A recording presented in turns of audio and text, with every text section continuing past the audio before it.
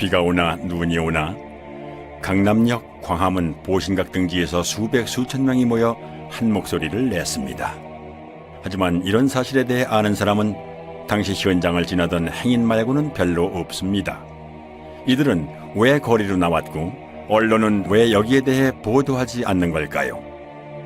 여러분의 고정관념을 깰 이 믿기지 않고 믿고 싶지도 않은 충격적인 세계사적 대사기극의 피해자는 바로 유권자 여러분입니다.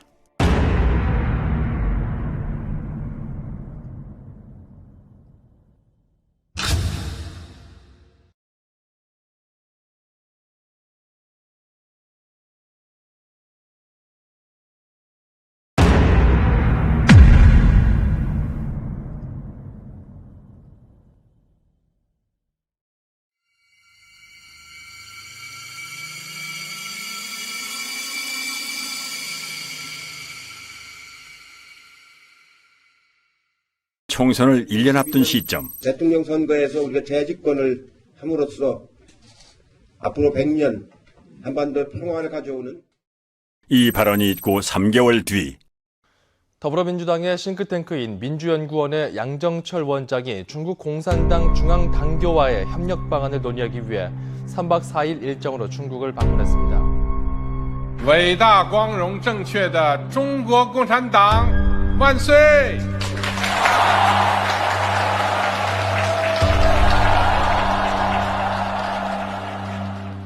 그는 자유민주주의와 프롤레타리아 일당 독재 체제 사이에 어떤 공유할 만한 가치가 있다고 판단한 걸까요? 중공중앙당교와 협약을 맺은 다음 날 그는 심천으로 날아가 천재 프로그래머들이 즐비한 세계적인 IT 기업 텐센트를 찾아갑니다. 4.15 총선 한 달 전 전문가 11명의 예측 결과 민주당의 승리를 점친 전문가는 5명, 당시 야당인 통합당의 승리를 점친 전문가 역시 5명, 판단 유보가 1명이었을 정도로 예측 결과는 백중세였습니다. 선거 닷새 전 저는 하여튼 범진보 180, 민생당까지 다 합쳐가지고 비례를 받는 경우에 그것이 불가능한 것은 아니다. 이렇게 보고 있습니다. 와. 선거 하루 전 유시민의 발언을 의식한 탓일까요? 이근형은 지역구 목표를 130석 플러스 알파라고 밝히고 유시민이 말한 180석을 꿈의 숫자라고 표현합니다. 저희가 쉽게 예측하기는 어려운데 지역구에서는 130석 정도를 어느 정도 안정적으로 확보할 수 있지 않나. 그리고 거기에 이제 플러스 알파를 좀 기대하고 있습니다. 180석이라고 하는 것은 저희 입장에서는 굉장히 한마디로 꿈의 숫자입니다. 한마디로 꿈의 숫자입니다. 저도 과거에는 부활못이었어요. 저도 이제 특별감찰관실이나 그 국회 부의장실에서 부정선거 제보나 이런 것들을 접한 적이 있습니다. 그런데 그때는 이상한 사람들이다. 말도 안 되는 그런 거를 이렇게 가져오냐라고 해가지고 사실 제대로 살펴보지도 않았어요. 그냥 부활못이었죠. 그런데 이제 선거 모의 소송을 하게 되고 증거 보전을 하게 되고 이 부정선거의 증거들을 보면 볼수록 심각한 부정선거가 있었던 거예요. 4월 15일 제21대 국회의원 선거일 출구조사 결과가 발표됩니다. 예상 외의 압승에 어안이 벙벙했던 걸까요? 민주당은 패한 쪽이라고 봐도 될 정도로 경직된 분위기입니다. 이근형 역시 환희에 찬 승자의 모습과는 거리가 있습니다.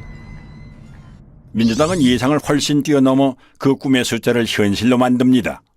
선거 다음 날 아침 이근형은 SNS에 전략기획팀의 예측이었다며 광역별 판세라는 표를 올렸는데 큰 논란이 일자 바로 삭제합니다.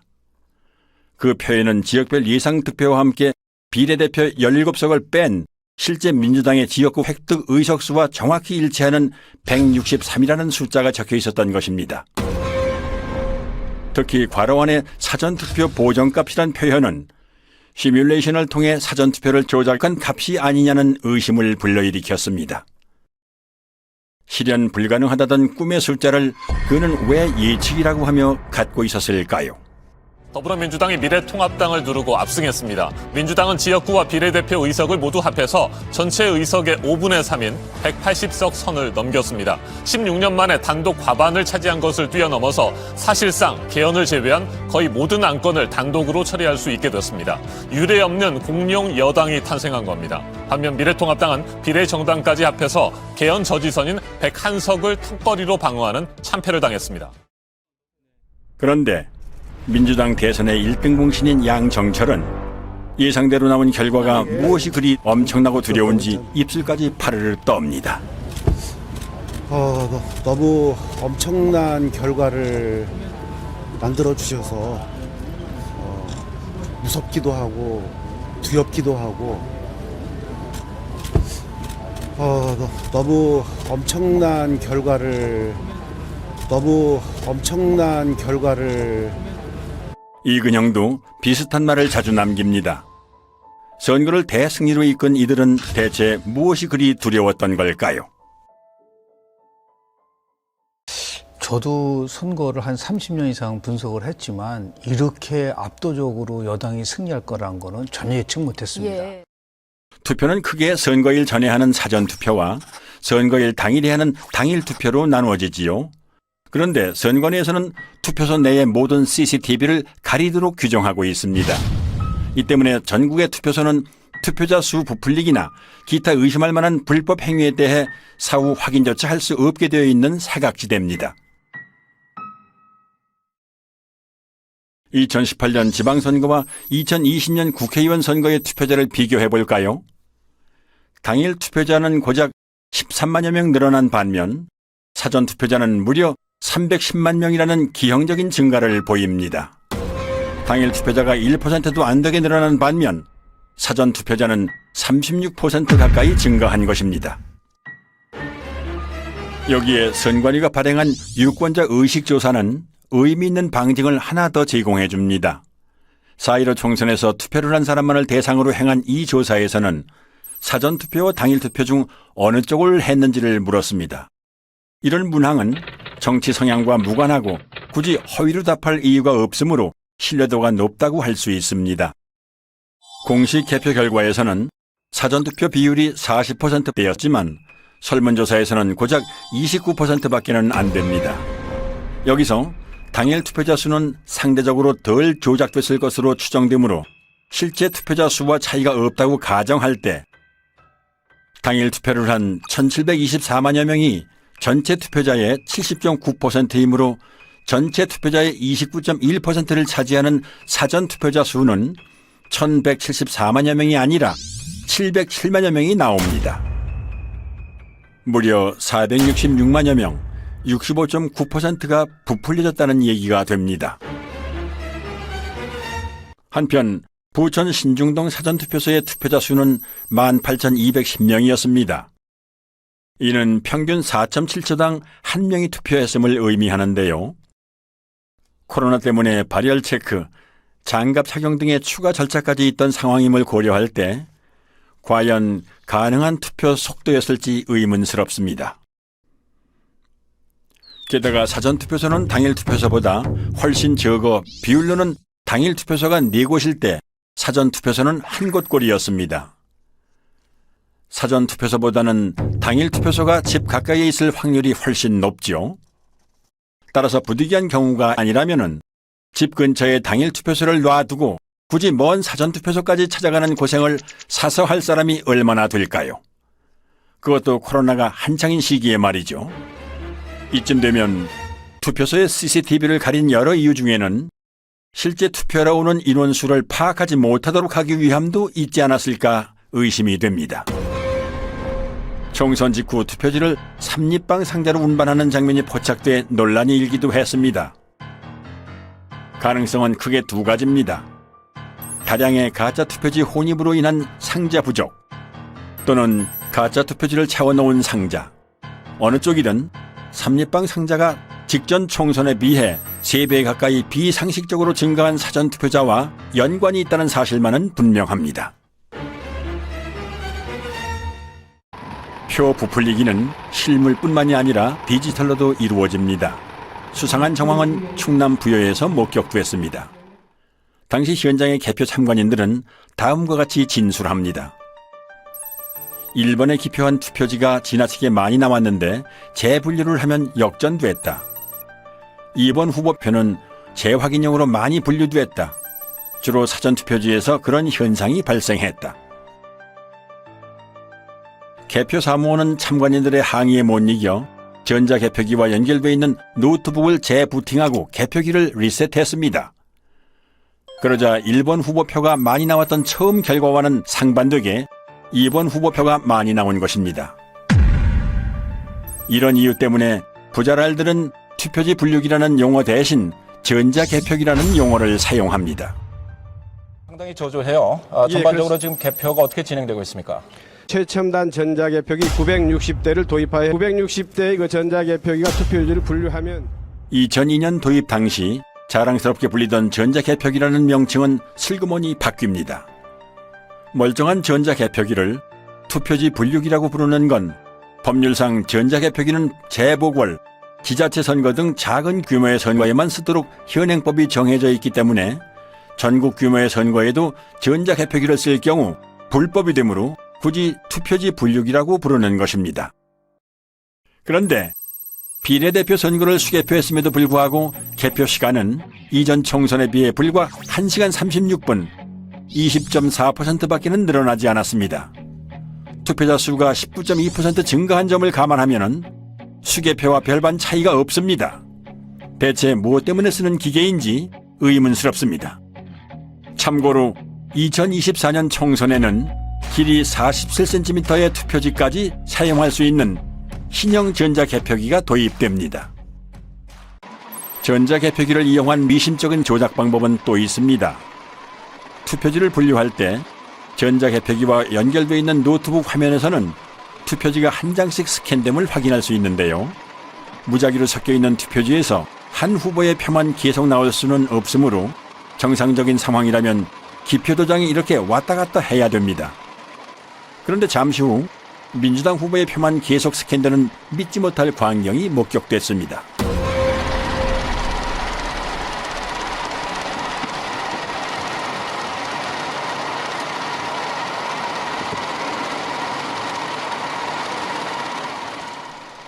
그리고 이런 장면은 부산에서도 참관인의 카메라에 잡힙니다.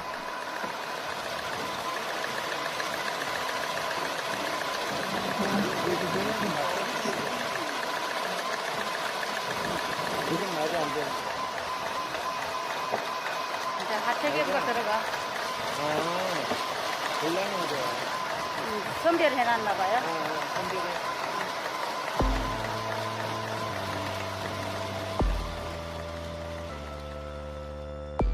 과연 재확인 목적이 맞을까요? 중복 스캔에 대해 선관위에도 질의하고 내부 지침도 확인했지만 그런 내용은 없었습니다. 오히려 분류된 투표지를 다시 통과시키면 투표수가 많아지게 되니 유의하라는 빨강색 주의 문구가 있었습니다. 재확인이라는 구실로 부풀린 득표수와 투표지 수를 맞추는 작업이라는 생각이 강하게 듭니다. 이 장면은 부자랄들에게는 너무나 유명합니다.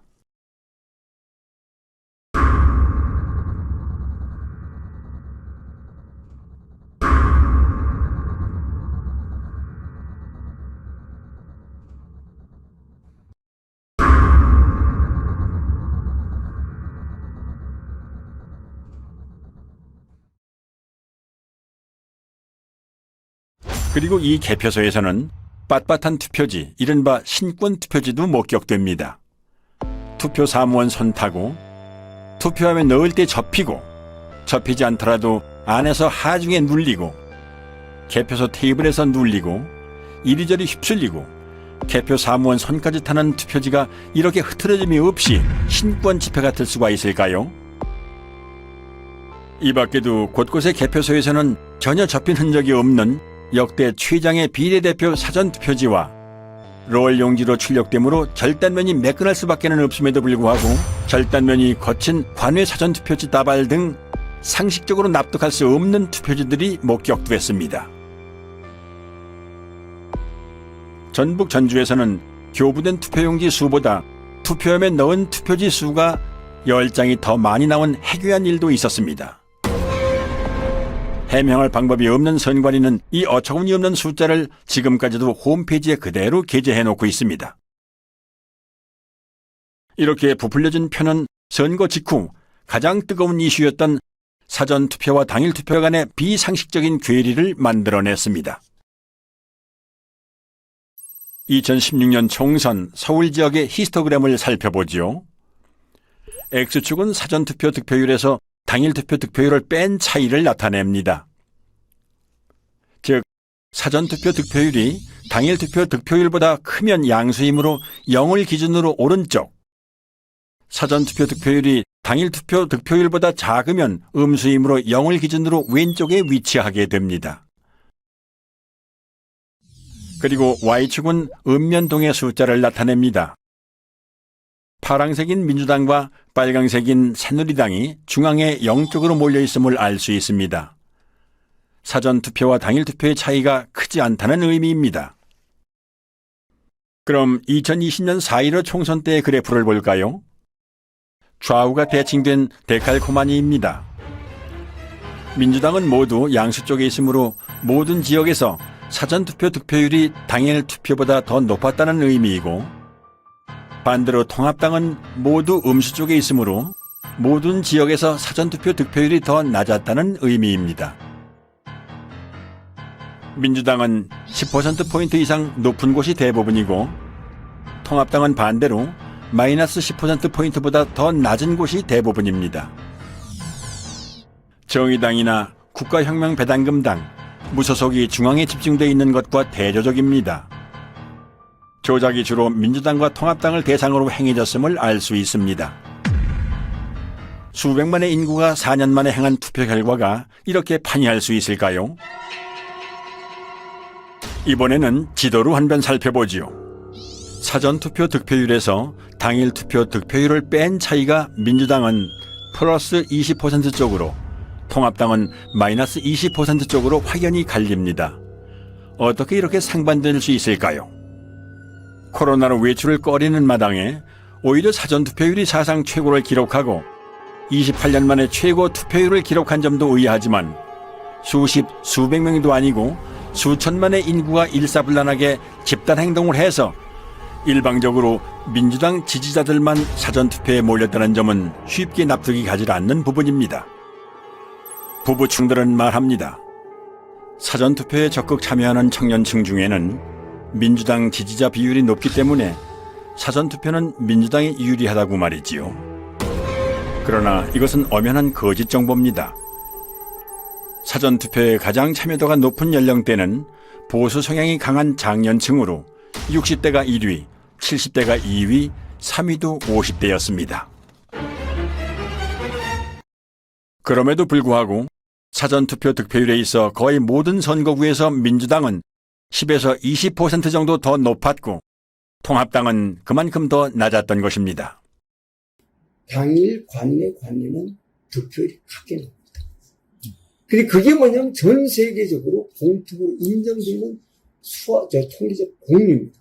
근데 우리나라 사람들만 몰라요. 고등학교까지 나오면 다 배우고 다 납득이 되는 그 툴을 가지고 전체 우리 253개 선거판을 딱 분석을 하면 통계적 공리, 확률적 수식, 그 다음에 대수적 수식을 가지면 다 분석이 됩니다.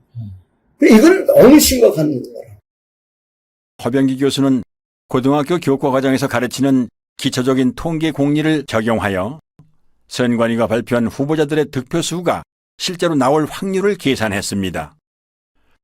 각 선거구에서 관내 사전, 관외 사전, 당일 득표율이 모두 거의 동일하게 나와야 하는 것이 통계의 법칙이지만 4.15 총선 때 선관위가 발표한 양당의 득표 수는 이런 기형적인 히스토그램을 만들어냅니다. 왼쪽부터 살펴보면 민주당의 경우 관내 사전투표 득표율이 당일 투표 득표율보다 같거나 높은 현상이 전체 253개 선거구 중 한 곳만을 뺀 252개 선거구에서 일어났다는 의미이고, 통합당의 경우 이런 선거구가 전체 선거구 중 3곳밖에는 안 됐다는 의미입니다. 관외 사전투표에서도 이런 현상은 동일하게 나타났고, 민주당의 경우 사전투표와 당일투표의 득표율을 합친 전체 합계가 당일투표 득표율보다 같거나 높은 현상이 모든 선거구에서 나타난 반면 통합당의 경우 고작 2개의 선거구에서만 나타났습니다. 한마디로 사전투표에서 민주당이 비상식적으로 강세를 보였음을 의미하는데요.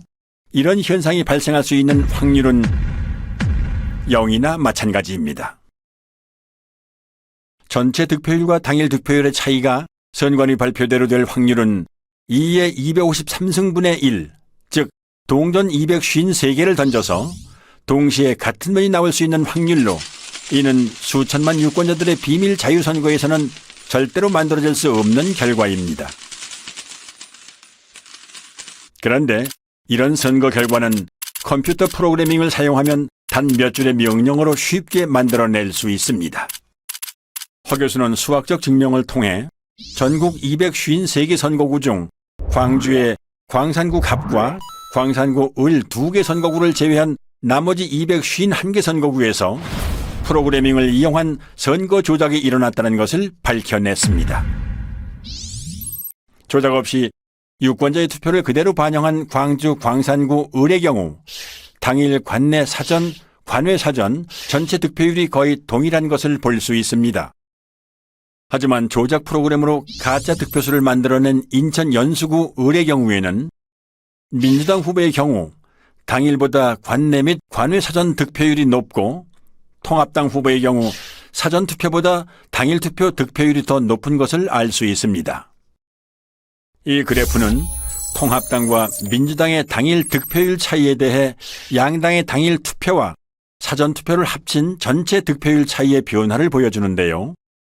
따라서 X축과 Y축이 모두 양수인 일사분면은 통합당이 당일투표에서 이기고 당일투표와 사전투표를 합친 전체 득표에서도 이긴 경우, 이사분면은 당일투표에서 지고 전체 득표에서는 이긴 경우, 삼사분면은 당일투표에서 지고 전체 득표에서도 진 경우, 사사분면은 당일투표에서는 이기고 전체 득표에서는 진 경우를 의미합니다.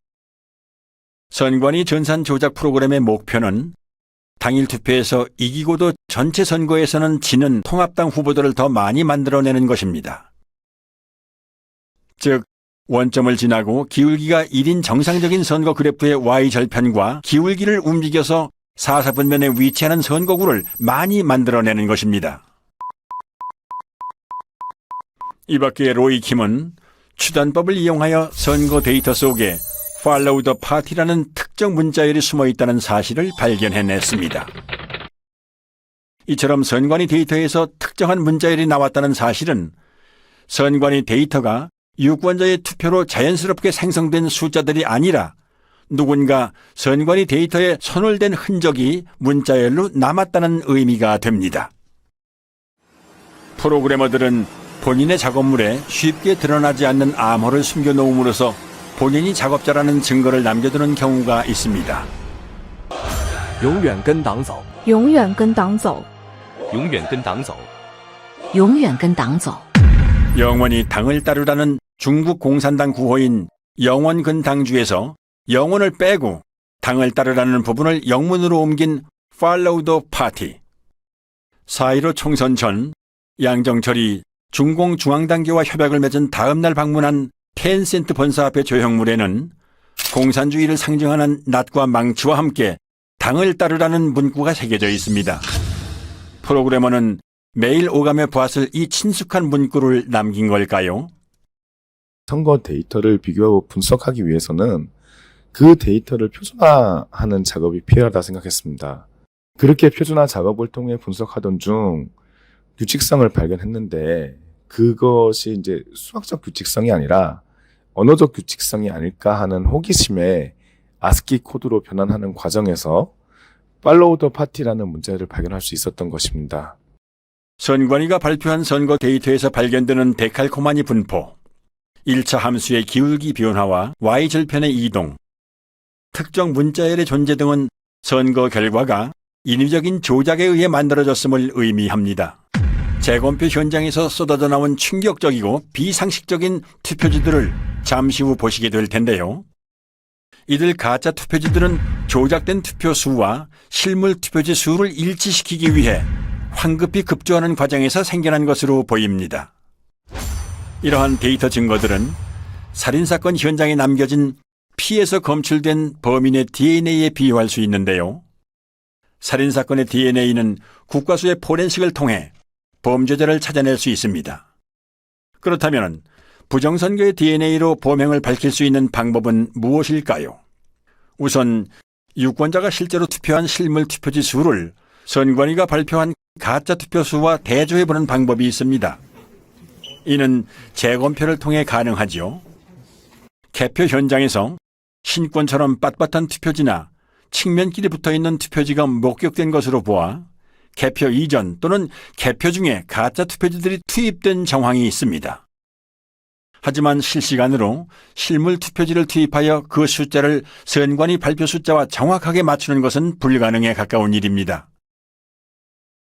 따라서 전산 조작을 밝혀낸 전문가들은 후보자의 재검표 신청에 의해 투표함 보존이 결정된 선거구의 경우 투표함 전체가 바꿔치기 될 수 있다는 추측을 하기도 했습니다.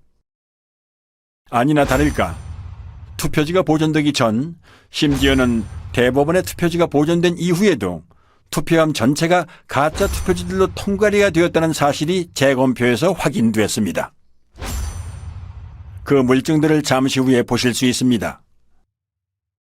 그렇다면 이제 커다란 의문이 남습니다. 선거일에 내가 행사한 한 표는 지금 어디에 있는 것인가? 내 지역구에서 당선된 국회의원은 내가 직접 뽑은 게 아니라 선관위 컴퓨터가 뽑은 가짜란 말인가? 유권자의 입장에서는 당연히 이런 심각한 질문을 던져볼 수밖에 없습니다. 한편 부정선거 범죄의 DNA를 확인할 수 있는 또 다른 방법은 선관위 서버를 포렌식하는 것입니다. 선관위가 발표한 선거 데이터에는 가짜 득표수를 만들어낸 통계적 증거가 남고 서버의 로그 파일에는 그 조작 프로그램을 운영한 흔적이 남기 때문입니다. 선관위는 재검표가 있기 전 추석 연휴를 틈타 서버 이전을 시도했습니다. 모든 서버는 전원을 켜고 끈 기록, 외부로부터의 접속 이력이나 사전 투표용지 발급 이력, 데이터베이스 수정 이력에 이르기까지 컴퓨터가 관여한 모든 사건을 자동으로 남기도록 설정되어 있으므로 가히 핵심 증거라고 할 수 있습니다. 그런데 데이터를 새 서버로 옮김으로써 이 모든 기록을 없애버릴 수 있는 것입니다. 비유를 하자면 휴대폰을 교체할 때 사진이나 연락처만 옮기고 운영체제 업데이트 이력이나 통화 이력 등은 옮기지 않는 것과 마찬가지인 거죠. 한마디로 디지털 포렌식이 불가능해지는 것입니다. 선관위는 서버 교체는 아니라며 보도자료까지 배포하지만 이미 신뢰를 잃은 선관위의 말을 곧이곧대로 믿는 건 어리석은 선택입니다.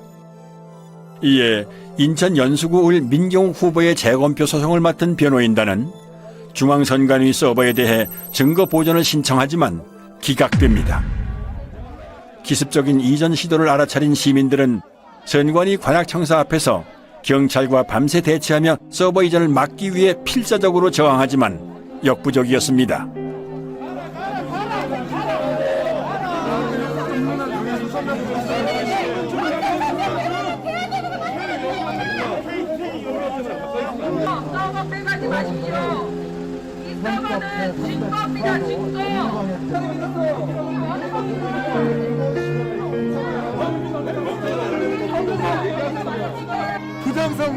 부정선거를 밝히라는 국민들 체포해가고 있습니다.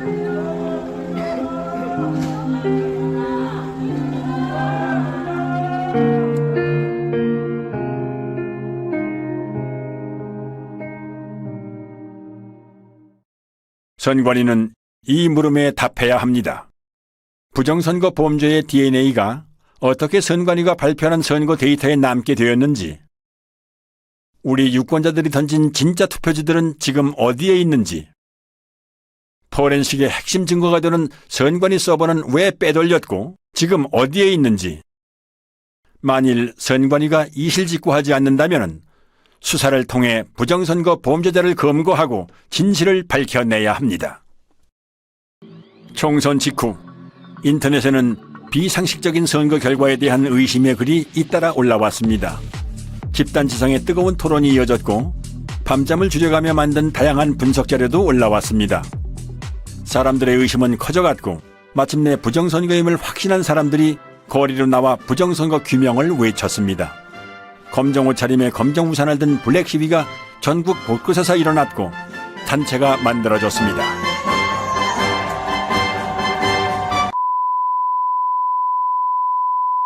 그러나 일부 군소 언론과 소수의 유튜브 채널만이 제 목소리를 낼 뿐 절대 다수의 언론 매체들은 침묵했습니다. 오히려 나무위키 같은 좌편향 사이트나 일부 언론은 음모론으로 폄훼하기까지 했습니다. 진중권은 부정선거 의혹을 제기하는 사람들을 정신병자 취급했습니다. 아군에게 총구를 겨누는 사람도 있었습니다.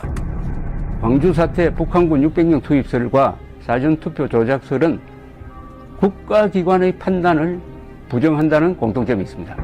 중앙선관위의 투개표 관리는 세계적 공정성을 인정받고 그 음모를 기가 막히게 만들어내는 생산공장이 김어준을 비롯한 그 집단들이 존재하죠. 지금 보수 진영에도 그 음모론이 파고들었습니다. KBS의 기자들은 선대이기도 한 민경욱 대표를 비아냥거리기까지 했습니다. 말도 안 되는 소리 하지 마시고 4년 뒤에 잘 하세요. Follow the party, man. Follow the party. 이거 BGM으로 막 파리 음악 틀어줘요. 이렇게. Party, man. 이거 나올 때마다 둠시 했을 건데 공들여 기사를 안 보기 시작했어요. 그러니까 이만희가 재림 예수일 수 있는 거지. 그런 거지. 이만희가 재림 예수일 수도 있죠. 우리가 모르지. 그랑 똑같은 거야. Follow the party 몰라. 알고 싶지도 않아. 정작 최대의 피해자인 미래통합당은 꿀먹은 벙어리였습니다. 아니 몇몇은 오히려 민 대표 등 의혹을 제기하는 사람들을 비난하고 성토했습니다. 민경욱 의원이나 저 같은 사람들은 그냥 정치를 하는 사람들이기 때문에 뭐 이런 정도의 국가적 혼란을 야기했으면은 민경욱 의원이 오르면은 제가 정치 그만두면 되는 것이고요. 뭐 제가 오르면 민경욱 의원이 좀 여기 좀 정치적인 책임을 지셔야 되지 않나 이런 생각이고, 같은 동료 국회의원이 국제 사기꾼이 되는 이런 현상에 대해서는 묵과해서는 안 된다. 조직적인 부정선거를 계획을 했다면 이런 얼빵한 증거를 일부러 남겨두겠냐. 그리고 등에 칼을 꽂았습니다. 총선 부정선거 의혹을 제기해온 민경욱 전 의원이라든가 과격한 발언으로 논란이 됐던 김소연 변호사 등이 자리를 내려놓게 됐습니다.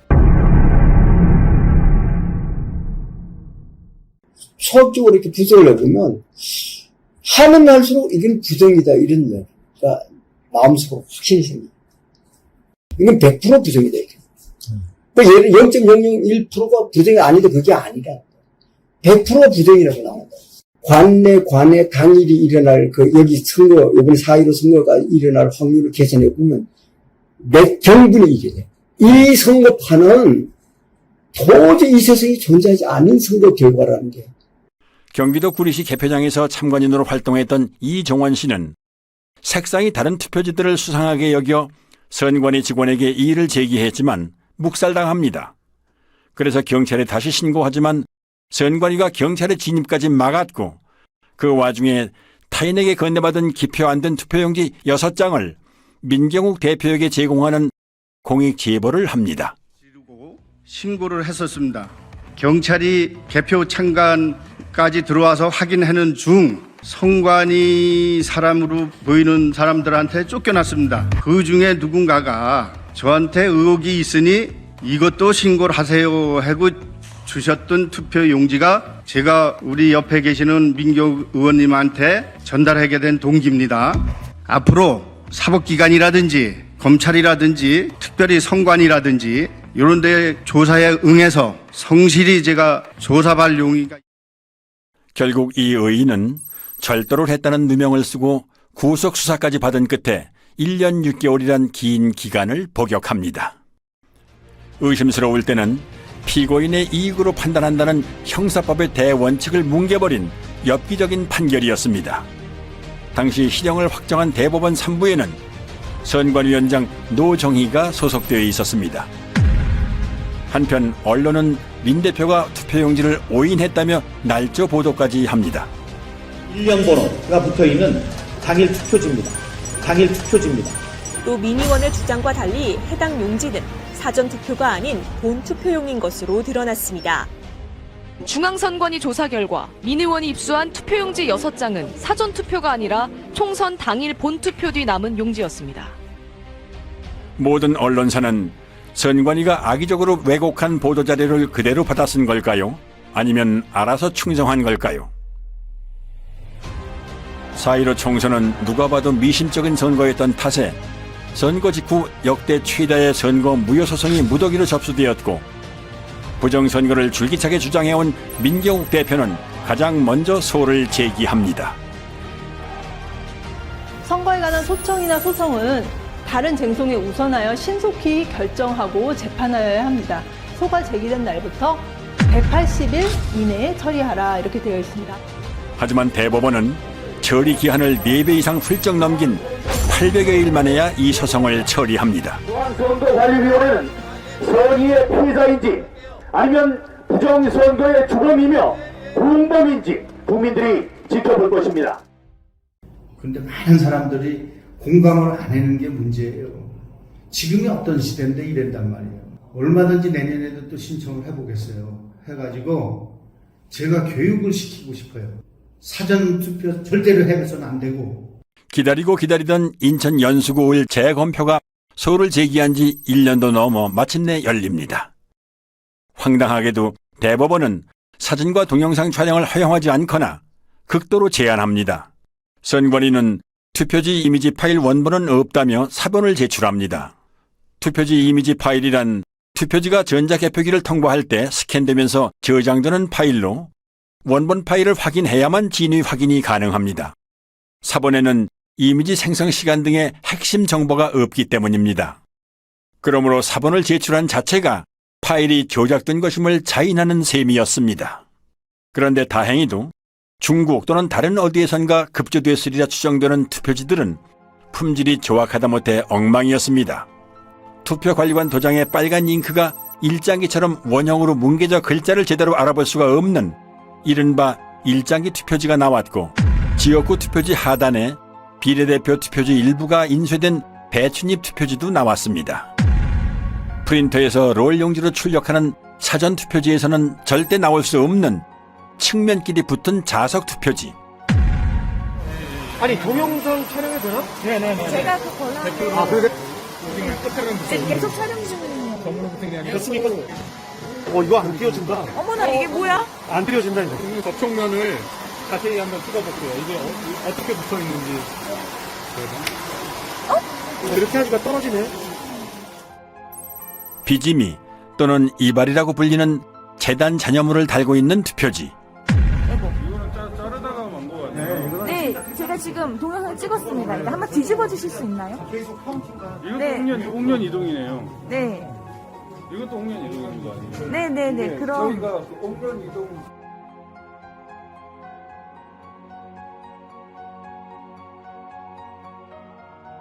인쇄소에서 쓰는 접착제인 머리풀, 일명 댄너리풀이 측면에 붙어있는 투표지와 이 접착제가 투표지 면에 묻어 서로 들러붙은 투표지. 이게 한번 뜯어봅니다. 네, 뜯어볼게요. 이건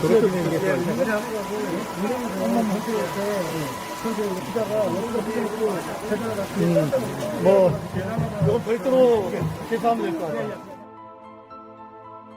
새 지폐처럼 빳빳한 신권 투표지.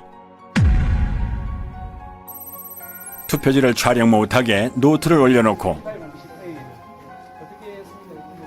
손으로 가립니다.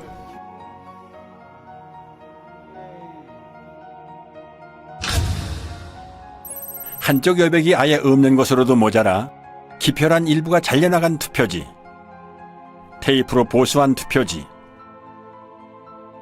스캔한 투표지를 다시 인쇄한 흔적. 재검표 현장은 그야말로 엽기적인 투표지의 전시장이었습니다. 물론 증인신문 때 해당 투표소의 사무원들은 투표 당시 그런 투표지를 보지 못했다고 증언합니다. 민경욱 대표는 이런 투표용지에 투표한 사람을 찾는다며 10억 원을 내걸고 신문에 전면 광고까지 냈지만 그런 투표용지에 투표를 한 사람은 아직까지도 나오지도 않고 있습니다. 첫 번째 재검표인 만큼 주요 언론에서도 보도를 했습니다. 단 선관위의 이미지 파일 원본 인멸이나 비정상적인 투표지가 쏟아져 나왔다는 언급은 이런 반구도 없는 편파적인 보도였습니다. 재검표 전후의 표 차이도 279표나 났지만 이를 문제 삼는 언론 역시 없었습니다. 재검표장에 일어나는 일들을 국민들이 알면은 가만 안 있겠죠. 재검표장에서 무수히 나온 가짜 투표지들을 보면 부정선거가 없었다라고 생각할 수가 없습니다. 투표함을 개봉을 하는데 특히 사전투표함을 개봉만 하면 정말 이것은 희상천외한 이상투표지들이 쏟아졌단 말입니다. 그것을 보면서 저는 진짜 충격을 받고 소름이 끼칠 정도였습니다. 스캔해갖고 다시 인쇄했다는 게 확인이 된 게 뭐냐면,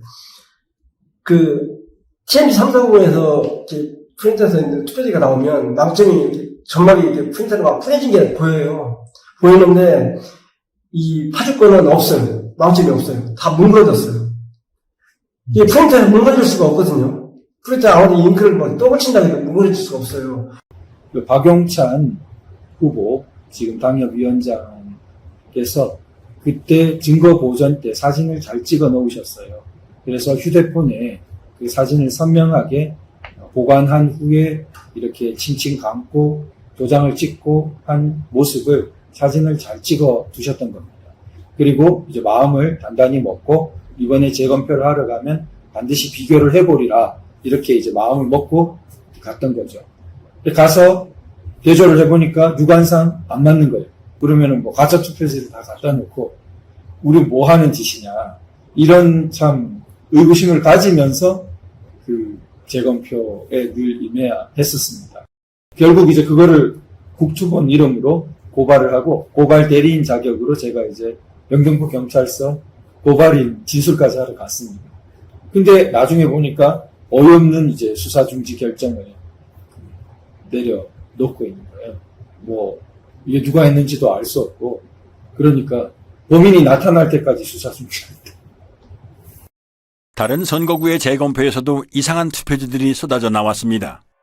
경남 양산 을에 관외 사전투표지 7천여 장 중 일그러진 타원형 기표 도장이 3천여 장 나왔습니다.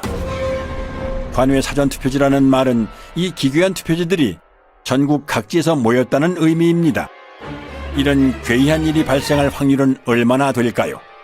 또한 정규용지 중량인 평량 100g보다 50%나 무거운 150g짜리 투표지 다발도 나왔고 자석 투표지, 한쪽 여백이 없는 투표지, 그리고 영등포구 을에서는 미사용 투표지 중 일련 번호가 아예 없는 투표지도 나왔습니다. 신고는 약방의 감초입니다. 오산에서는 투표지를 가로지르는 검은 줄도 발견됐습니다. 이 투표지들은 엄격한 품질 검사를 통과해야 납품 가능한 당일 투표지입니다. 여기 뭐 점이 찍힌다든가 피가 들어간다든가 하면 안 되죠. 측면이 너덜거리는 테이프 붙은 투표지와 접착제 붙은 투표지, 검표한 옛날 기차표 같은 투표지, 테이프 접화면이 맞지도 않는 투표지, 비스듬히 잘려나간 측면에 도장까지 이상한 투표지, 사람이 아니라 인쇄기가 찍은 듯한 기표 도장,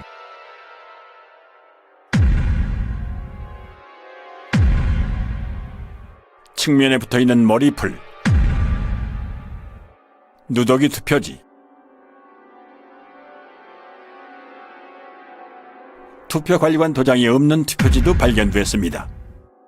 파주에서는 지역구와 비례대표 인쇄 내용이 함께 찍힌 배춧잎 투표지도 2장 더 나왔습니다. 그리고 자석 투표지 3장짜리도 보입니다. 상단에 빨간 화살표 모양이 붙어있는 화살표 투표지도 나왔습니다. 안 나오면 섭섭한 신권 투표지, 한 장씩 절취하여 교부하는 일련 번호를 한꺼번에 여러 장 자르다 만 투표지, 새 종이 같은 빳빳함은 차치하고 이런 잔여물이 롤 용지에서 나올 수 있나요?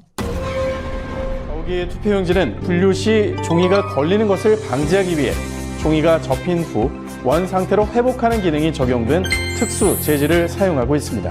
접힌 자국이 없는 투표지가 돈다발처럼 묶여 다량 발견된 것이 선거 결과 조작의 증거는 될 수 없습니다. 선관위의 궤변대로라면 이런 투표지들은 모조리 가짜 투표지가 되겠군요. 주요 물증에 대한 보충 설명입니다. 화살표 투표지는 QR코드가 있으므로 사전 투표지입니다. 사전 투표용지는 롤 용지를 사용해 출력하지요. 롤 끝에는 용지가 풀리지 않도록 고정하는 스티커를 붙여놓는데 이 부분이 그대로 사용된 것입니다. 얼마든지 재발급이 가능한데 굳이 이런 투표용지를 교부할 사무원이 있을까요? 일장기 투표지는 투표관리관이 선수 도장을 날인하는 당일 투표지입니다. 관리관이 사용하는 도장은 잉크가 내장돼 있어 인주가 불필요한 만년 도장인데요. 아마도 사용법을 모르고 인주를 묻혀 찍는 바람에 일장기에 붉은 원처럼 도장이 뭉개진 투표지입니다. 참고로 일장기 도장은 송도 이동 제6투표구의 총 투표지 1974장 중 1000장 이상이 나왔습니다. 1000장을 날인하려면 무려 6시간이나 걸리는데요. 물론 그 긴 시간 동안 그런 도장을 찍은 사람도, 그런 투표지에 투표를 했다는 사람도 나타나지 않았습니다. 정상의 투표용지라면 좌우 여백이 균등해야 합니다. 선관위가 팩트체크라는 이름으로 올려놓은 영상부터 보시죠.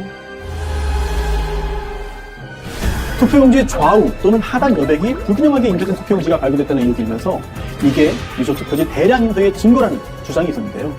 대법원은 투표용지 발급기에 장착된 라벨 프린터에 종이를 정렬하는 가이드의 위치가 잘못 설정되었거나 공급용지를 한쪽으로 치우치게 투입하거나 커팅되면서 좌우 또는 상하 여백이 다른 투표용지가 생성될 수 있다고 판단했습니다.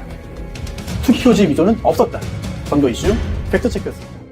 선관위 직원들은 선거 여러 날 전에 투표용지를 모의 출력해보고 사전투표 전날에도 최종적으로 모든 프린터에서 모의 출력을 실시하여 이상 유무를 점검한 뒤 프린터를 봉인합니다. 그리고 사전투표 당일 아침 봉인을 제거한 후 그 설정 그대로 사용합니다. 게다가 모든 투표용지의 폭은 100mm 불변이므로 위치를 한 번 설정해 놓으면 가이드에는 아예 손을 댈 필요가 없습니다.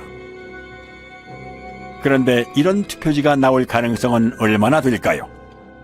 그리고 이 프린터는 이렇게 소형 라벨까지 출력하기 때문에 좌우가 1mm만 틀어져도 불량품이 될 수 있으므로 가이드가 움직이지 않도록 고정해주는 레버가 있습니다. 올리면 풀림 상태, 내리면 잠금 상태가 되지요. 그런데 선관위는 여기 한술 더 떠 아예 레버를 글루건으로 고정을 시켜놓고 사용해왔음이 확인됐습니다. 레버 위에 반투명한 물질이 접착제입니다. 조금 전 선관위의 해명 동영상에도 레버 위에 접착제가 확인됩니다. 아무리 좌우 여백을 다르게 찍고 싶어도 찍을 수 없는 프린터를 가지고 그런 어이없는 여백 불량 투표용지를 찍어냈다고 사기를 친 겁니다. 더욱이 제조업체 매뉴얼에는 노랑 부분이 인쇄 영역이고 좌우 여백이 각각 2mm라고 명기되어 있습니다. 실제로 투표용지의 가장자리에는 바탕색이 인쇄되어 있지 않음을 알 수 있습니다. 그렇다면 이런 투표용지는 대체 어디에서 어떻게 찍어낸 걸까요? 그럼 마지막으로 배추잎 투표지, 선관위 영상부터 보시죠. 지역구 사전투표용지 하단에 비례대표 사전투표용지 내용 일부가 인쇄돼서 마치 배추잎처럼 보이는 투표지가 발견되었고 이게 대량 유조투표용지 투입의 증거라는 주장이 있었습니다. 이때 지역구 투표용지가 완전히 배출되지 않은 상태에서 투표용지를 받기 위해 출력 부분에 손을 대고 있는 경우 지역구 투표용지가 안쪽으로 밀리면서 하단의 비례대표 투표용지 내용의 일부가 겹쳐서 출력될 수 있다는 사실이 대법원 재판 감정 과정에서 확인됐습니다. 그리고 이건 선거 무효소송 때 선관위 측에서 재연 가능하다면서 제출한 영상입니다.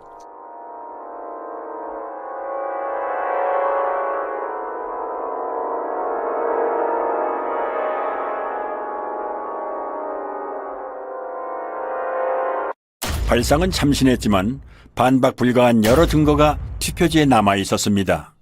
선관위에서 사용하는 사전투표용지 발급기는 앱손사의 3색 잉크젯 프린터입니다. 잉크젯 프린터는 헤드가 좌우로 움직일 때 헤드에 달린 노즐에서 서너 가지 색의 잉크가 일제히 분사되어 색을 만들어내지요. 반면 가짜 투표지 인쇄에 쓰인 인쇄기는 순서에 따라 한 색상씩 개별적으로 찍어냅니다. 즉, 잉크젯 프린터는 여러 색을 동시에 찍어내지만 인쇄기는 색상별로 차례대로 찍어낸다는 커다란 차이점이 있는 것입니다. 옅은 색으로 인쇄된 파랑, 노랑, 녹색 부분이 보이시죠? 비례대표 투표용지 색상인 녹색은 파랑과 노랑이 섞여 만들어지는 색이죠. 그런데 이 투표지의 파랑과 노랑은 왜 서로 다른 위치에 찍혀 있을까요?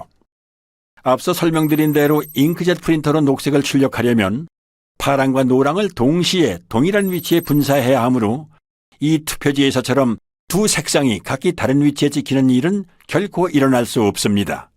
즉, 이 파랑과 노랑은 인쇄소 인쇄기에서 파랑을 먼저 찍어낸 후에 노랑을 찍어내는 과정에서 발생한 흔적으로 인쇄소에서 찍어낸 가짜 투표지라는 결정적인 증거가 되는 것입니다.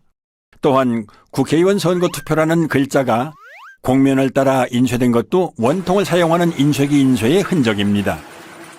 평면으로 배치된 잉크젯 프린터의 노즐에서는 일직선으로 배열된 글자가 곡면으로 출력되는 일은 일어날 수 없습니다. 그리고 국회의원 선거 투표라는 글자 아래에 선거 투표라는 글자가 중복으로 인쇄되어 있습니다. 희미하게 보이는 노란 글자까지 치면 최소 3개입니다. 게다가 빨간 선관위 청인도 얼핏 보이는 것만 최소 2개입니다. 설마 투표 사무원이 2번 이상 여러 번 갖다 댔다고 하지는 않겠지요. 또한 한국경제당 아래에 위치한 친박신당이 더 위에 찍힌 것도 설명할 수 없는 부분입니다. 참고로 이런 인쇄 불량은 인쇄 중 찢긴 용지 일부가 원통에 달라붙은 것을 모르고 계속 작업할 때 일어나는 현상입니다. 사실 배춧잎 투표지의 증거는 이것 하나만으로도 충분합니다.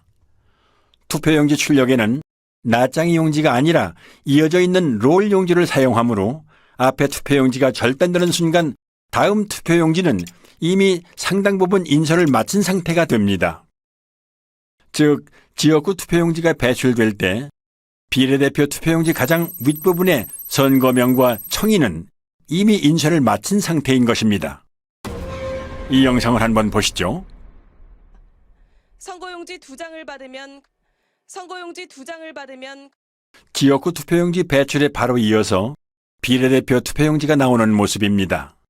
아무리 재빨리 들이민다 해도 비례대표 투표용지 상단부에 선거명과 청인은 찍힐 틈을 허용하지 않습니다. 그러므로 이런 현상은 일어날 수 없는 것입니다. 제가 그랬습니다. 대법관님, 원상회복종이, 형상기억종이 선관위한테 좀 가져오라고 해주십시오.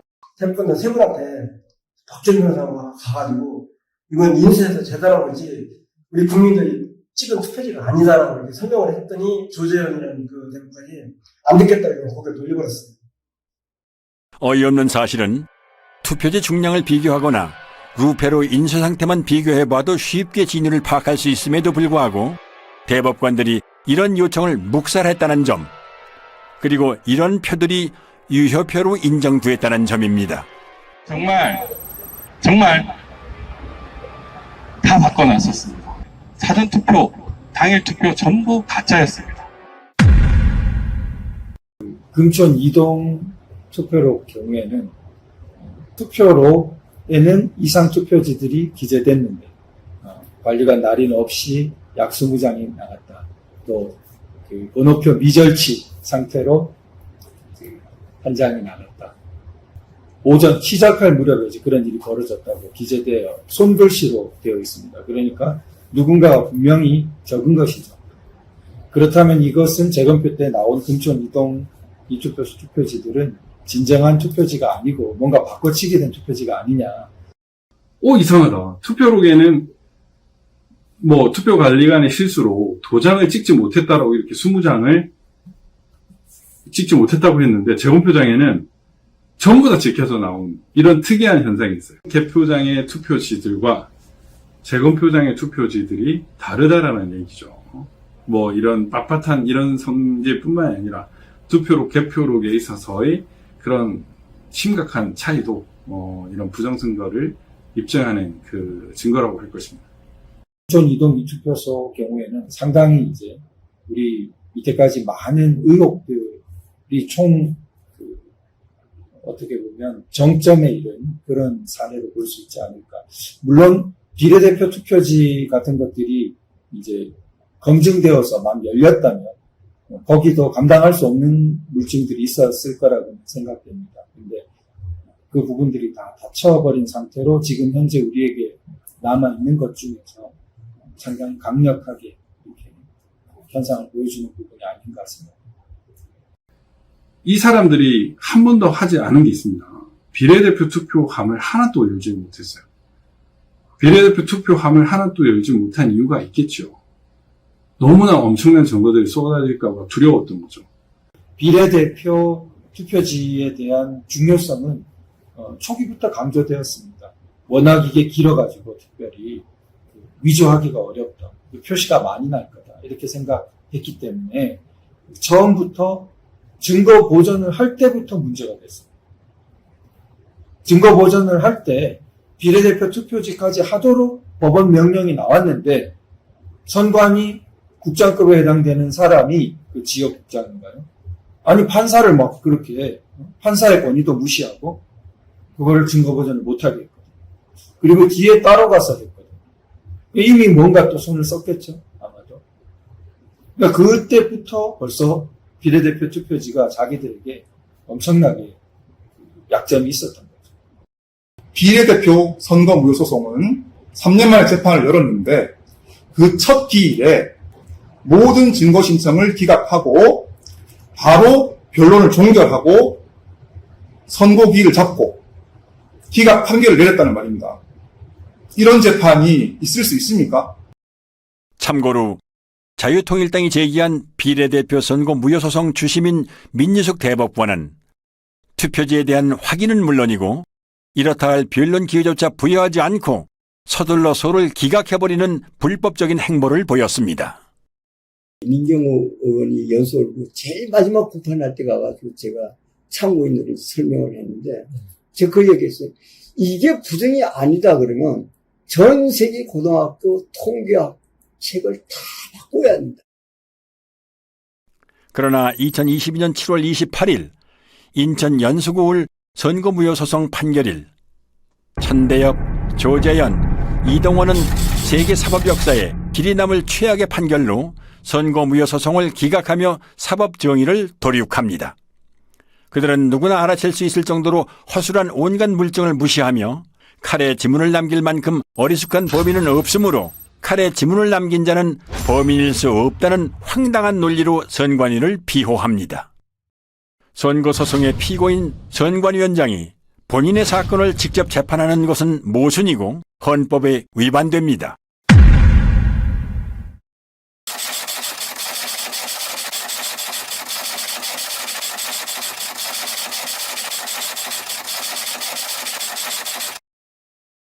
(4월 15일) 총선 선거 무효 소송을 기각했습니다. 법원의 판단을 존중합니다. 지난 2년간 우리 사회는 부정선거 논란으로 국민적 불신과 갈등이라는 엄청난 사회적 비용을 치러야 했습니다. 그나마 후손들에게 그나마 덜 욕을 먹으려면, 불명예를 회복하려면 지금이라도 양심선언하고 제대로 재판해야 된다. 그렇게 생각을 합니다.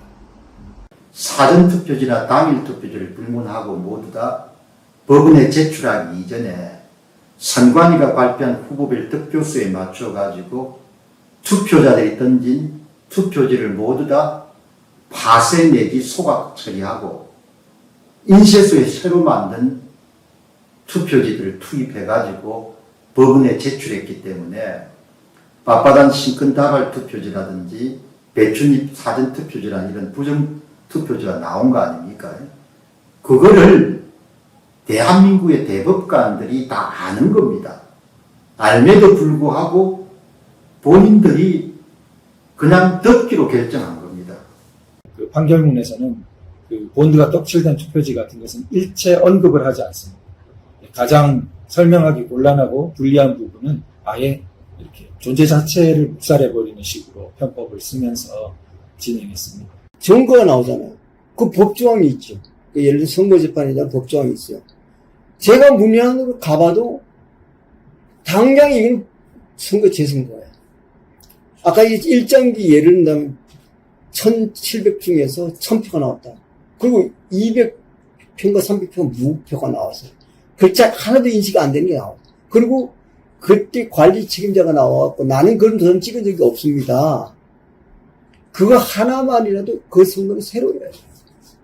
대법관이라는 사람이 그렇게 법조항을 그렇게 많이 다루는 사람들이 다른 말을 붙여서 무슨 그 범인을 찾는 그 말이 안 되는 걸로 갖고 그래 난 들어보니까 저는 이제 그 세계가 다른 세계인데 가보면 너무 놀란 거예요. 아 여기는 이런 세계가 여기 또 있구나. 이게 진짜 신기한 세계다. 선거관리위원회가 잘못하면 선관위를 없애면 됩니다. 대법원은 어떻게 할 겁니까? 이 대법원은 죄를 쌓아가고 있습니다. 부정선거를 저지른 사람은 일회성으로 한 번 부정선거를 저질렀어요. 그럼 부정선거를 저지른 사람들을 잡아서 혼을 내면 우리 체제는 튼튼하게 지탱될 수 있습니다. 그런데 지금 이 대법관들이 한 짓은 한 번 저지른 그들의 부정선거를 판결로서 남김으로 해서 판례가 남음으로 해서 우리 사회의 제도로 만들어버렸습니다. 부정선거를 제도로 만든 그 큰 죄, 위헌, 헌법을 유린한 죄, 그 죄의 값은 반드시 물어야 한다고 생각합니다. 적어도 누구나 아마 상식선에서도 그 정도라면 이 선거는 부정이고 무효라고 판결을 해주고 스스로 검찰에다가 고발을 하고 수사 의뢰를 하고 이렇게 해야 되는데 심지어 뭐 대법관들이 검증기일에 촬영한 수많은 사진들을 다 삭제해버리고 동영상이고 녹음이고 다 해놓고 그런 거 주지도 않고 그렇게 불투명하고 공정하지 않고 오히려 뭐 범죄자들 돕는 이런 식의 행동을 하는 분들은 아마 스스로 그 자리에서 물러나고 그 나머지 여생을 정말 좀 반성하시면서 살아가는 게 그게 인간된 도리라고 생각이 되거든요. 그럼 2022년 대선은 어땠을까요? 많은 부자랄들이 얘기합니다. 애국 시민들의 적극적인 선거 감시 활동이 없었더라면 이재명이 대통령이 됐을 거라고 말이죠. 물증뿐만이 아니라 데이터도 부정선거임을 말해줍니다. 사전투표는 이재명 승리, 당일 투표는 윤석열 승리. 이제 이 정도로는 놀랍지도 않습니다. 서울의 투표 결과를 보면 더 가관입니다. 서울의 당일 투표에서 이재명이 이긴 동은 6.3%에 불과했습니다. 93% 동에서 윤석열이 이겼다는 얘긴데요. 4.15 총선 때와의 투표자 비교입니다. 기형적으로 증가한 유령 사전투표자들이 이재명에게 몰표를 주었기 때문에 초박빙 승부가 연출됐던 것입니다. 두 후보 간의 지지율 격차가 벌어진 데다가 막판 안철수 후보와의 단일화까지 있었기 때문에 선거 조작 세력의 유일한 선택지였던 박빙 승리의 시나리오가 애국 시민들의 선거 감시 덕분에 무력화된 것이지요. 칼로 자른 듯 사선으로 절단되어 있고 선까지 인쇄되어 있는 사전투표 용지는 어디에서 찍어낸 걸까요? 그리고 떼인 흔적이 남지 않는다면 봉인지는 왜 붙이는 걸까요? 다들 보셨죠? 상하이들. 어이가. 아니, 봉인지를, 잠깐만, 모든 분들이 알 수 있도록 봉인지를 테스트한다고 여기에 붙여가지고 이렇게 하면 흔적이 남습니다 했는데 깨끗하게 떨어졌어요. 말이 됩니까? 어이가 없다. 죄송한 게 아니죠, 그거는. 그러면은, 글자 여러 알파벳이 나오죠. 위에서 밑으로 돼요. 아무데나 떼도 돼요. 기능 발표가 그런 거라서 이거는. 봐요! 이야! 정말! 봅시다. 와, 이거. 표시 안 나네? 이거 말이었네, 이거는. 잠깐, 내가 가서 이의신청하고 올게.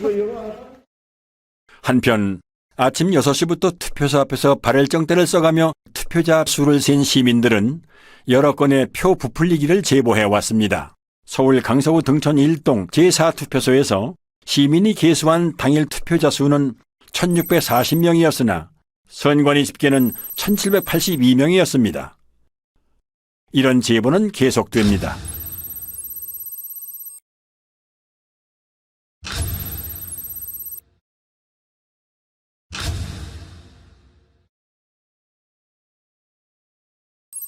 국민의 참정권 유리는 정권이 바뀐 후에도 여전히 계속되고 있습니다. 결정권자인 윤 대통령이 부정선거를 수사하라는 그런 지시만 내려주면 순식간에 밝혀질 수 있을 거라고 생각하고요. 이 투표지들을 보면 3구 대선에 이어 치러진 6.1 지방선거 또한 부정이 아니라고 말 못합니다. 이재명이 출마한 인천 계양구 올 국회의원 보궐선거의 빳빳한 당일 투표지들, 그리고 새로 산 벽돌책 같은 교육감 투표지들, 1년 번호가 절취 안 된 투표지들은 투표 사무원이 절취하는 걸 깜빡 잊어다 치더라도 자르다만 투표지는 있을 수가 없습니다. 절취하다만 투표용지를 그냥 교부할 사무원, 그리고 그런 투표용지를 받아들고 기표소로 향할 투표자는 유령밖에 없습니다.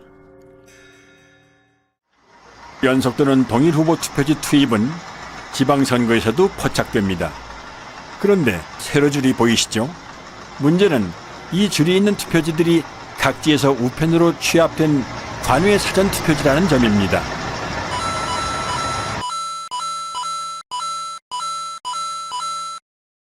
눈 깜빡할 사이에 줄이 있는 투표지 10장이 연속으로 지나갔습니다. 경자 위에 희미하게 짧은 줄이 있는 첫 번째 투표지에는 죽전 이동이라고 찍혀 있는 것 같군요. 두 번째, 세 번째, 네 번째 투표지는 정자 이동이 찍혀 있는 듯합니다.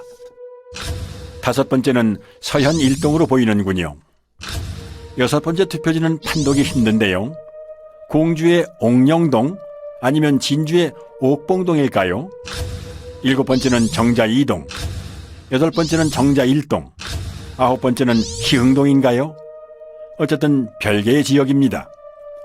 마지막 10번째는 서당 1동처럼 보이는데 정확히 판독은 안 되지만 아무튼 처음 나오는 동입니다.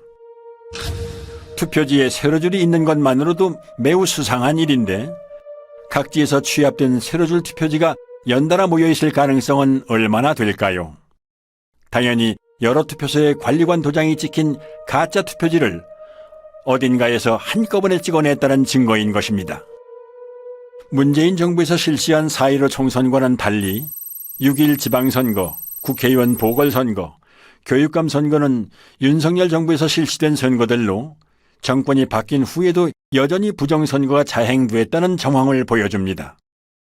따라서 이들 선거에서 부정이 있었다면 마땅히 그 책임은 윤석열 대통령이 져야 합니다. 법학자들, 변호사들 침묵하고 있습니다. 이런 잘못된 진행에 대해서는 잘못된 절차 진행, 잘못된 재판에 대해서는 비판의 목소리를 내야죠. 왜 안 냅니까? 이 시대를 살았던 기자들은 지난 4년의 공백기간, 양심의 공백기간,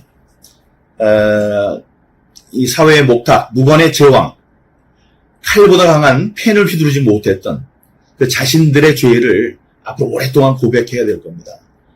이 배준입 투표지로 투표한 사람이 존재한다고 가정을 하지요. 선관위는 QR코드 확인을 통해 이 투표지로 투표한 사람이 누구인지를 특정할 수 있습니다. QR코드 맨 마지막 7자리의 1년 번호가 투표자마다 다르게 부여되기 때문이지요. 사전투표소에 들어서서 본인 확인을 하고 투표용지를 발급받는 순간 투표자와 투표용지가 매칭되고 기표된 투표지는 전자개표기를 통과하면서 누구에게 투표했는지가 컴퓨터에 저장되므로 누가 누구를 뽑았는지를 확인할 수 있는 것입니다. 당일 투표지의 경우 1년 번호가 절취된 상태에서 전자개표기를 통과하므로 익명성이 보장되지만 사전투표지의 경우는 1년 번호 즉 QR코드가 붙어있는 상태로 전자개표기를 통과하므로 사전투표를 한 국민의 정치 성향을 선관위가 파악할 수 있는 것이지요. 설상가상으로 여론조사 업체들은 조사 전화번호를 통신사로부터 직접 받는 게 아니라 선관위 산하에 여심위를 통해 받도록 되어 있습니다. 그러므로 사전투표에서 얻은 정보를 이용하여 여론조사 표본을 편집하는 일은 이론적으로 얼마든지 가능합니다. 입맛에 맞게 편집된 여론조사 표본은 조작된 결과를 만들어내고 이에 영향받은 중도층의 민심은 표심에 반영될 수밖에는 없습니다. 여기에 선거 조작이 더해지면 선거 결과는 특정 정당이 유리하고 기타 정당에는 상대적으로 불리하게 나올 수밖에는 없고 이런 악순환은 시간이 흐를수록 고착화할 것입니다. 이렇게 선관위가 제출한 자료를 보면 투표자가 누구였고 그 사람이 몇 시경에 몇 시 몇 분에 투표를 하러 왔고 그 사람의 주소지가 어디고 이런 것들이 딱 적혀져 있습니다. 결국 QR코드와 그 투표 시간을 이렇게 연동을 하게 되면 누구인지를 바로 확인할 수 있는 그런 상황이더라고요. 결국에는 비밀투표 원칙이 위배되고 있다라는 것을 스스로 자인을 했는데 선관위는 지금도 그걸 부정을 하고 있죠. 지금도 이제 만약 공중파 같은 데서 이런 그 사건을 다루고 국민들에게 알린다면 국민들이 저는 가만히 있지 않을 거라고 생각됩니다. 언론은 선관위의 조작 결과를 무비판적으로 수용하고 재검표에서 쏟아져 나오는 온갖 물증이나 대법관들의 만행을 철저히 외면함으로써 대중의 눈을 가렸습니다. 정치인은 또 어떤가요? 부정선거라 할지라도 나만 당선되면 국가의 존립, 국민의 주권은 내 알 바 아니라는 태도로 침묵, 방관하고 심지어 부정선거를 밝히려는 국민들의 노력을 무시하고 조롱해온 자들은 앞으로 영원히 권력의 무대에서 퇴출되어야 합니다. 한편 헌법과 법률을 수호해야 할 책임이 있는 대법관들은 누가 봐도 뻔한 부정선거 범죄의 증거를 묵살하고 법률로 정해진 재판 절차를 그들 스스로 위반하며 오히려 선관위를 비호함으로써 공정한 재판관이 아닌 선관위의 변호인 노릇을 했습니다. 수사를 통해 그들의 헌법과 법률 위반 행태를 반드시 밝혀내고 법적, 도의적 책임을 물어야 합니다. 만약 선관위의 범죄에 대해 내부 직원이 양심 선언을 했더라면 상황은 어떻게 변했을까요? 양심 선언이 없었더라도 통계학과 등 학계가 소신에 따라 부정선거를 외쳤더라면, 학계가 비겁했더라도 언론이 제 목소리를 냈더라면, 언론이 입을 닫았더라도 정계가 부정선거를 부르짖었다면, 정계가 외면했더라도 대법원이 양심에 따라 판결했더라면, 대법원이 범인과 한몸이더라도 온 국민이 들고 일어났더라면 상황은 어떻게 바뀌었을까요? 이 보이지 않는 거악의 카르텔을 무너뜨리지 않는 한 이 나라의 자유민주주의 회복은 불가능합니다. 윤 대통령의 대선 후보 시절 박주선 전 의원은 직언을 쏟아냅니다.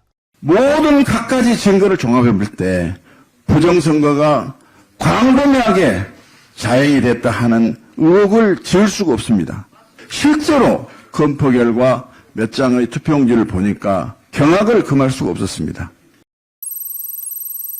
재작년 4.15 총선 때 사전선거가 좀 부정 의혹이 있지 않는가 걱정을 많이 하고 계시는 거 알고 있습니다.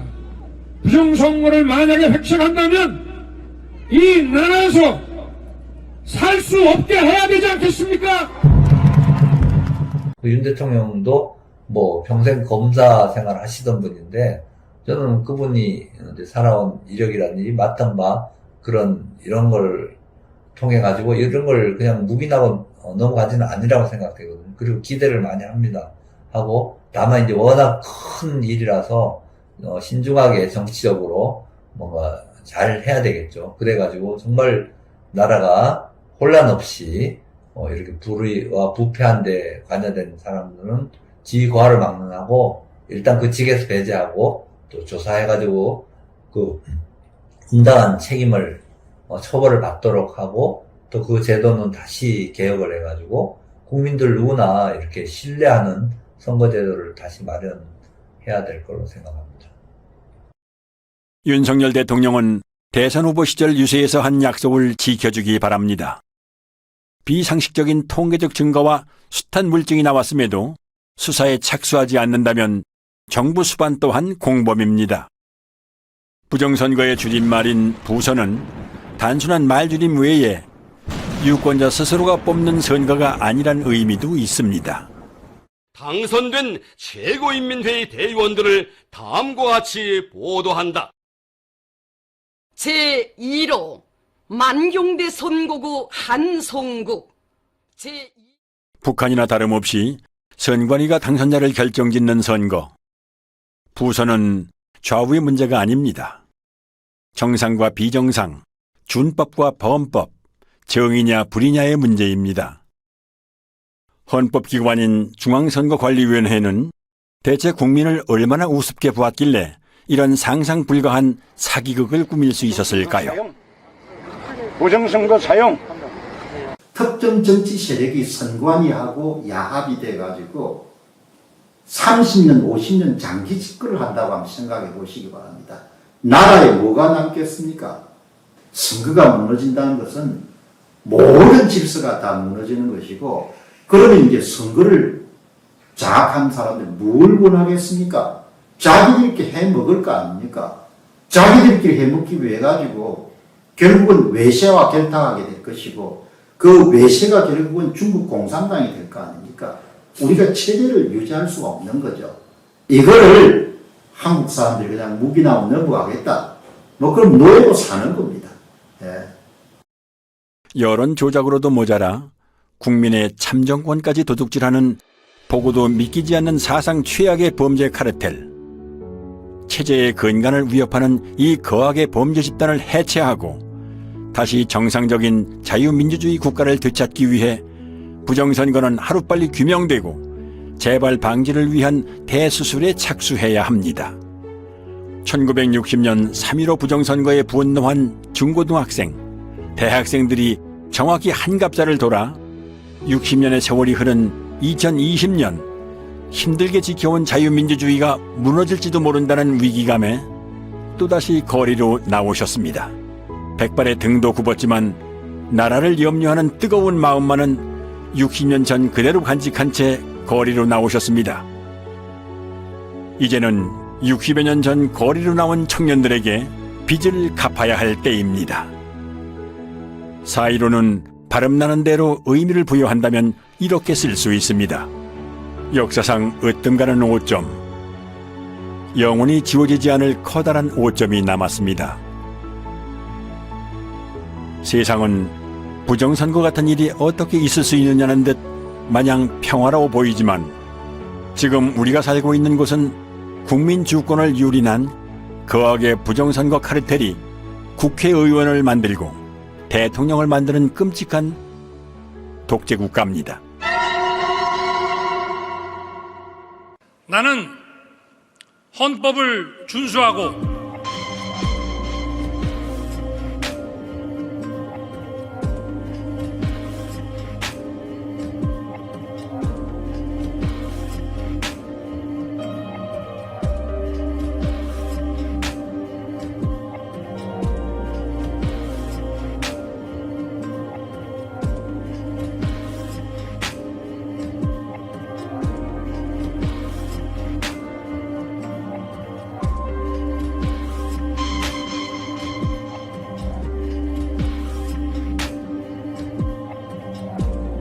문재인 대통령은 청와대에서 천대엽 신임 대법관에게 임명장을 수여했습니다.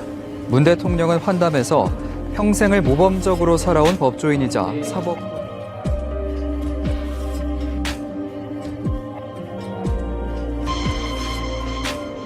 천대엽이라는 대법관이 저에게 이렇게 얘기를 했는데 전 아직도 그 목소리가 잊혀지질 않습니다. 저를 한번 믿어주세요라고 했어요. 손짓도 하면서. 저를 한번 믿어주세요. 안타까운 것은 우리 국민들이나 변호사들, 법조인들은 메이저 언론에서 보도를 해주는 것만을 사실이라고 인식하는 그런 경향이 있습니다. 그래서 그분들은 메이저 언론이 보도를 하지 않으니 그런 사실은 없는 것이다 라고 인식을 하는 것이 아닌가. 우리 국민의힘은 결정적 변화를 통해서 대한민국을 희망이 살아 숨쉬는 나라, 공정과 상식이 통하는 나라로 만들어 가겠습니다. 새로운 국민의 나라로 만들겠습니다. 선거 때마다 단골 손님처럼 등장하는 부정선거 논란은 우리가 70년 동안 어렵게 꽃피워온 민주주의 정신을 위협할 뿐만 아니라 사회 통합을 저해한다는 점을 뼈아프게 생각해야 합니다. 정치인은 주권자의 대리인입니다. 국민이 맡긴 권력은 오직 국민만을 위해 사용되어야 합니다. 서러운 국민의 눈물을 닦고 절망하는 국민들께 꿈과 희망을 드려야 합니다. 맑았지가 않아서 응대를 안 하려고 했었는데 좀 선거가 있었다 이렇게 이야기를 하는데요. 물론 우리 국민들께서 그 이야기에 그나마 귀를 기울이시는 분은 아무도 없는 것 같습니다. 또 19세기 이야기를 하고 있는 사람들을 보면 안타깝습니다.